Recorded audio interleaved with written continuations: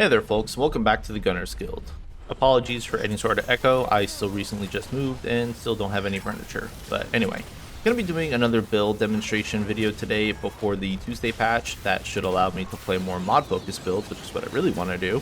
But today we're going to be discussing a build made famous in Remnant 1 that still carries over very well here in Remnant 2, and that is of course the Shotgun Swapper. If you're unfamiliar with the Shotgun Swapper setup, it's kind of a unique playstyle that requires a lot more effort to maintain, as you're probably going to have to rebind your weapon swap keys to make it more playable. Luckily, here in Remnant 2, you can actually bind both your melee swap key and your fire key to the same left click, and pretty much automate the entire process of shotgun swapping, though you will have to move your melee swing elsewhere. In Remnant 1, we did not have this luxury, so you were required to manually fire and swap at the same time, which is kind of annoying, to be honest, and it's the reason why not very many people actually played Shotgun Swapper in Remnant 1, but there's really not much of a reason not to at least give it a try here in Remnant 2. Now, Shotgun Swapper is still kind of hard to control even with the keybinds automating most of the process, because you do still have to play kind of a rhythm game to keep your shooting up with your swapping. You can't just spam click. Well, I mean, I guess you can, it's just not going to be optimal DPS, since it'll kind of hang up from time to time.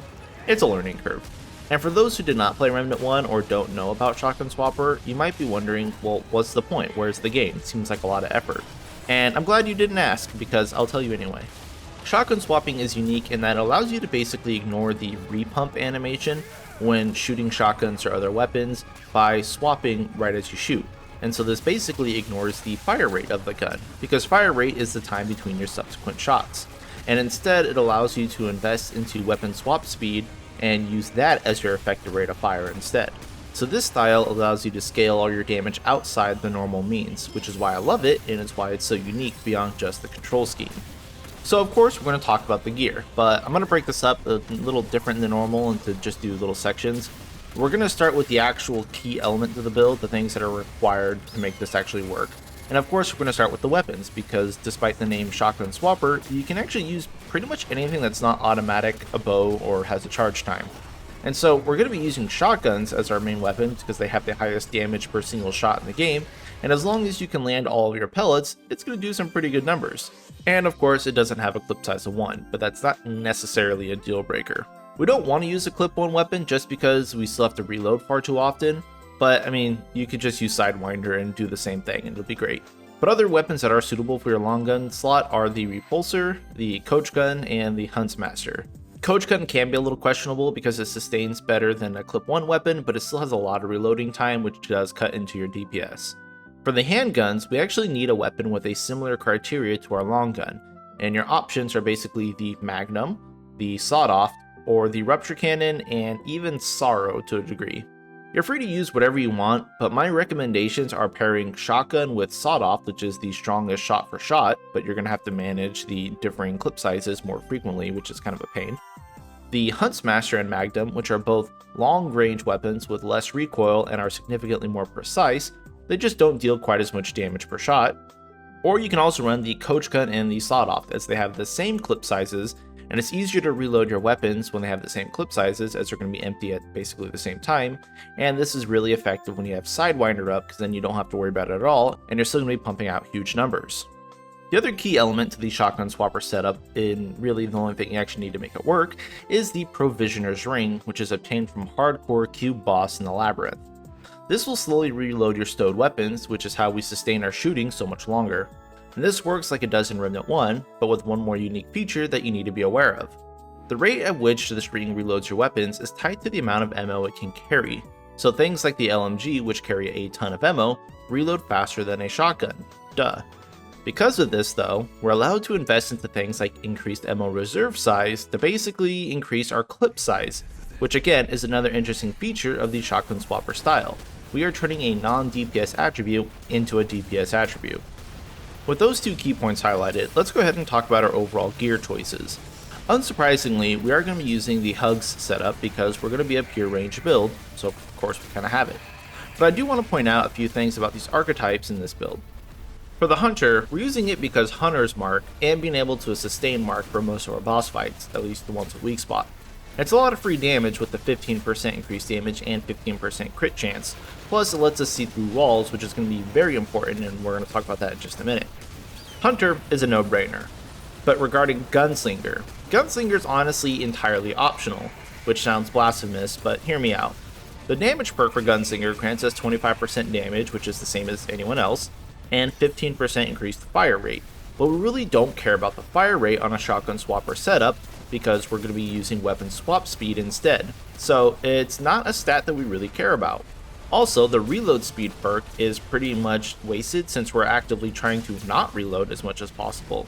And even the skill we're using, Sidewinder, while very strong, it is just a burst of DPS for a low 12 seconds. Because we're already reloading through Provisioner's Ring, we don't necessarily need it.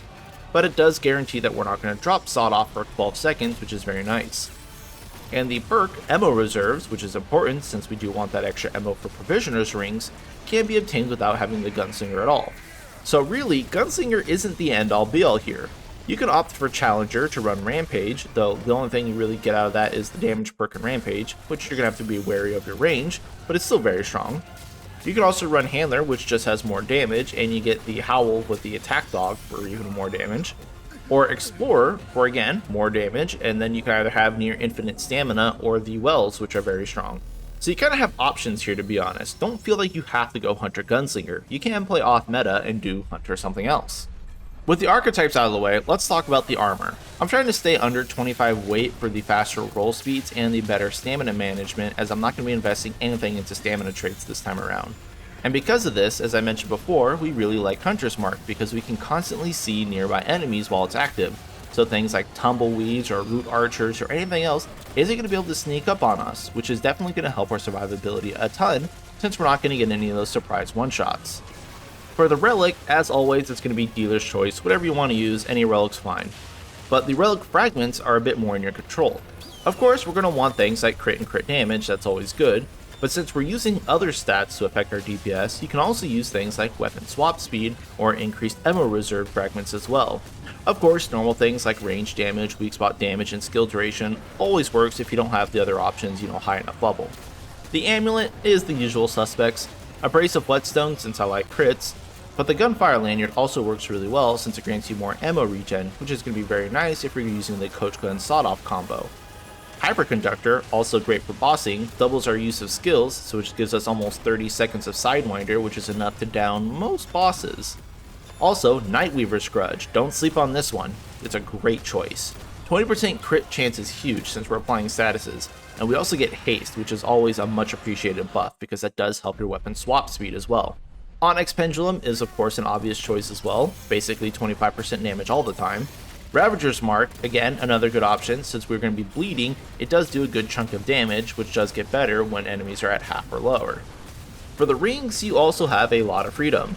Mandatory, of course, though, is the Provisioner's Ring, because we're basing the entire build around this. Your next 3 slots, though, can pretty much be any combination of Xania's Malice and Ring of Flawed Beauty and Probability Cord, just because, that's just more damage. But also the Deep Pockets Ring, which is more ammo regen, and again, more ammo regen means bigger clip sizes, it's artificial DPS. Gunslinger Ring as well for faster weapon swap speeds, which is basically going to be our fire rate, again, more DPS. And then for bosses that don't have weak spots, you can run Burden of the Gambler, or you can also run Akari Warband for crit and crit damage. And then since we're also using shotguns a lot, Targeting Jewel is a really nice one to have as well for the extra range and reduced recoil. And then of course I have to throw in Anastasia's Ring for the free haste if you're not getting it from like Nightweaver's Grudge. Our melee weapon doesn't matter too much, but you're probably going to want a ranged melee with Transference to generate more ammo if you need it. Well, actually, when you need it, because we're going to be flying through ammo. I already mentioned what weapons we can use, but for these clips here, we're running Shotgun and Sawed Off. For the mods, we're just going to be using 2 ammo mods because nothing else is really going to help us all that much. And it's free reloads, which is very nice to sustain our damage anyways. Plus, it's also dots. The mutators I'm using here are Twisted Wounds on the shotgun, so I can sustain bleeds without having to stop and use grenades or something. And then I'm also running Extender on the Sawed Off to get up to clip 3. Unfortunately, most of the mutators don't really work when you're constantly switching weapons. But Bandit is another good choice for the Sawed Off as well, or Coach Gun if you're using that. And then you can also run Refunder as well in your Sawed Off or whatever your handgun slot is, and that's going to sustain your ammo for both your guns. The traits are basically glass cannon traits. Flashcaster seems like an odd choice, but we're using 2 skills and 2 mods, and that does take time, so we want to cut that down. Swiftness, footwork, and untouchable, and expertise are pretty much standard for me at this point. I opted out of stamina and HP this time around to get handling to reduce the spread of our shotguns, and I'm also drinking the concoction Tranquility Font, which further reduces our recoil and spread for our shotguns, making the 2 shotgun playstyle a bit more forgiving. All in all though, Shotgun Swapper is better than it ever has been, and can hang with the best builds around here in Remnant 2, quite easily. It's a unique build and lets us build our character a little differently than other meta builds, which is why it appeals to me a lot.